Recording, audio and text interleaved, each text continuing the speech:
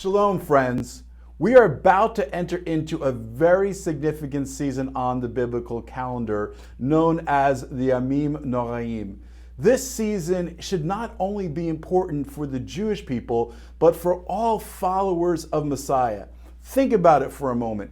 Every major event in the life of Yeshua, that's Jesus' Hebrew name, happened on a Jewish holiday. He died as the Passover lamb. He rose from the dead on first fruits. And the Ruach, the Spirit of God, descended in Acts chapter 2 on Shavuot, on Pentecost.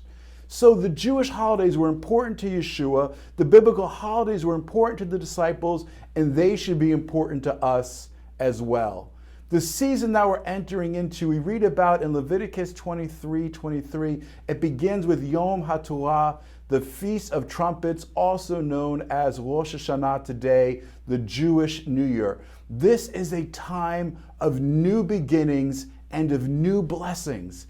This season has great spiritual, historical, and prophetic significance. It was on Rosh Hashanah, according to Hebraic tradition, that Sarah and Abraham, who had been promised a son in their old age, it was on this day, Rosh Hashanah, the biblical New Year, that Sarah was able to conceive Yitzchak, Isaac. And it was on this day that the matriarch Rachel was able to conceive Joseph. And not just that, Hannah, who prayed so fervently before the Lord to be able to have a child after years of barrenness, was able to conceive Shmuel, Samuel the prophet.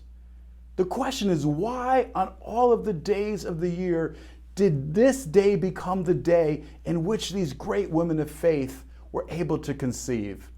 I think to understand this, we have to understand that on Rosh Hashanah, we blow the shofar. Why is that significant? Because the shofar reminds us of the breath of life that was breathed into the first man and woman, Adam and Eve.